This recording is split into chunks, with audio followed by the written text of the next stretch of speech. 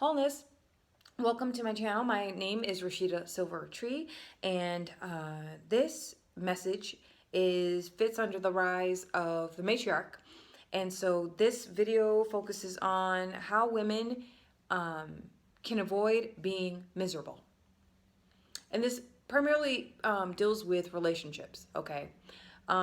If you watched previous several videos before, recently, a few months ago, I separated myself from a connection.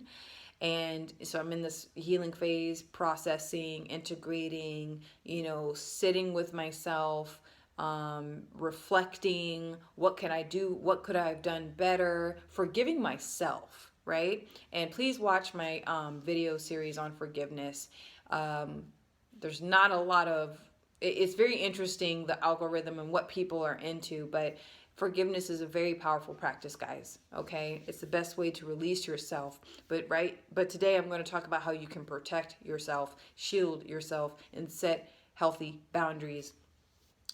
Women, this is how you can avoid being miserable. Please sustain and establish or reestablish your boundaries. Have high standards. When you lower your standards, specifically for a romantic relationship, but it could be for a friendship, it could be for a job, it could be for a place that you're living at, okay?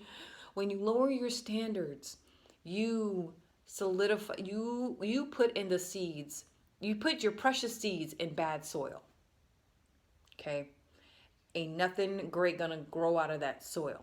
You have to make sure that where you place your seeds, the soil is rich, the soil is nutritious, the soil has the right pH balance, okay, for the gestation period of your seed.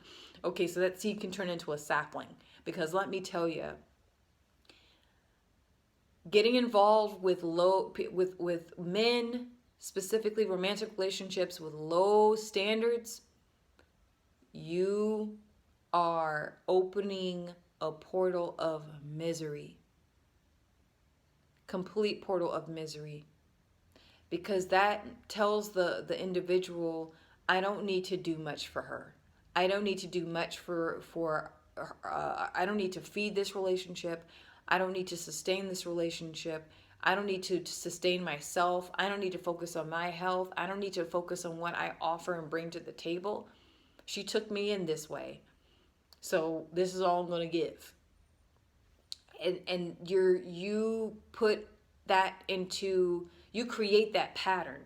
Because here's the thing, a man, if you ever study the nature of birds and their mating, usually, or how they mate and their attraction to one another, usually the female looks kind of like a plain Jane, right? She usually the feathers are a very neutral, very brown, tan, or white, or just really neutral, earthy, light colors, but it's not eye-catching at all. With birds, like for example a mallard, okay, or a cedar waxwing, color is everything. The males have to do bird dances and sing these beautiful songs and create the nests, right? They have to have very high standards to attract the right female. You have to be the female who chooses the right colors, right? You're not gonna, pick a bird that has plucked out feathers, bald at the top, a broken beak and a misshapen bird claw that's seen better days. You're gonna be very, very, very picky. You should be very, very picky, because that whatever standard that you accept from a man is the standard of what the relationship will become. It's I swear. And here's another thing, because a lot of the time, especially the word on the street with this whole decentering men status thing, which I am in agreement with, but not in the way that how it's pinning men against women, women against men. It's more of women centering themselves, right? Becoming whole, and thus forcing men who have lower standards to increase their standards. So everybody's getting raised up here, because once women of high standards make that choice to be in high standards, to live accordingly, that forces men to upgrade. Everybody upgrades when the woman chooses to upgrade, because ain't no man going to want to be at the bottom. Men aren't like that. They always want to go for what will make them look good, usually, or for a mate that will improve their life, not make their lives worse. So the point I want to make, though, is that a lot of the time people think, oh, high standards means high maintenance, means, oh, she's all about the money, she's all about the material wealth, she's all about the status and the car and what he can do for her and all this other stuff. There are many wealthy men who and women who get with these wealthy men, right, who have a good career, they pay for everything, they're holding the house down, 6-figure income or more, they're holding it down, but these women are being mistreated. It's not just about how much money a man can bring in,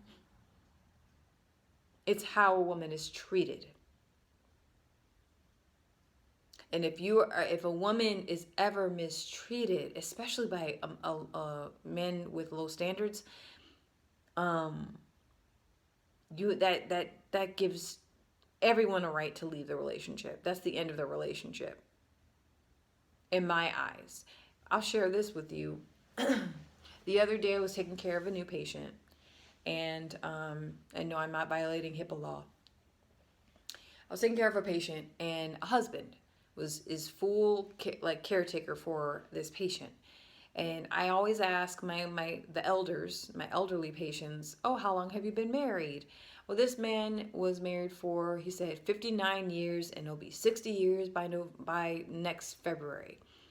And then we started talking about marriage, and he was like, you know what? It's too easy to get married, and it's too easy to leave marriages, and it's too easy to divorce. And he had a point. Culturally, it's super easy for people to just leave and then get married again. And I really think that marriage should be something that needs to be very hard to obtain a marriage license. And it should be equally as hard to get a divorce. And that will make it, if they change that would make it incredibly difficult. I think it would raise the bar, because no one's going to want to stay in an abusive relationship or an abusive marriage, right? But it was very interesting with this comment, because he came in from the generation of you make a commitment to work through anything and everything, and that may involve physical abuse, that may involve SA or sexual abuse, that may involve a spouse becoming bedridden, that may involve a spouse being financially abusive or losing their career or their good paying job. You're still with them regardless, and that's very beautiful. But from what I found, not everyone, it's not romantic. It's very powerful to stay committed to a relationship when you're going through all of those things I just mentioned, and both individuals make it through somehow. But many people have gotten tired, and they want quality over quantity.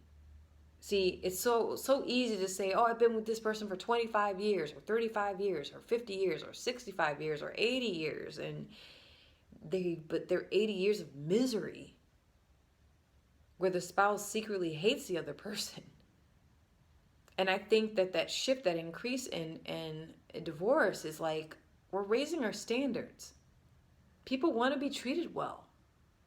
People don't want to be treated like garbage.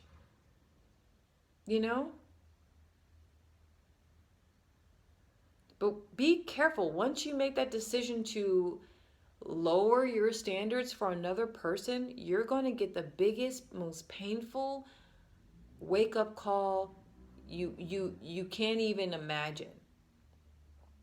the lesson you're going to learn. Oh, let me just give him a chance. Don't settle. Settle with yourself. Settle with you. I'm serious. Be content with you. But you don't need to be content in an unhealthy, imbalanced, traumatic, PTSD type of relationship. Never settle for that. And yeah, you're going to hear the older generations, and you're going to hear some people say, well, you need to stay in a relationship regardless if he cheats on you, regardless if he steals money from you, regardless if he, hurts you or abuses you in any way, regardless if he cusses at you and yells at you and belittles you. That's not safe. You're setting yourself up for misery, especially if you bring in kids. Ooh, Lord. That's a whole nother discussion. But this is just a reminder on how you can avoid being miserable. Keep your standards incredibly high. Because there's someone that, the right man, men with high standards like yourself, they recognize women with high standards. That's not too hard for them. That's just right. The men of lower standards or low standards will say, oh, she's doing too much. They're going to complain. Men who complain about women having higher standards just can't offer. They can't offer what the woman's worth. They can't offer her anything, really.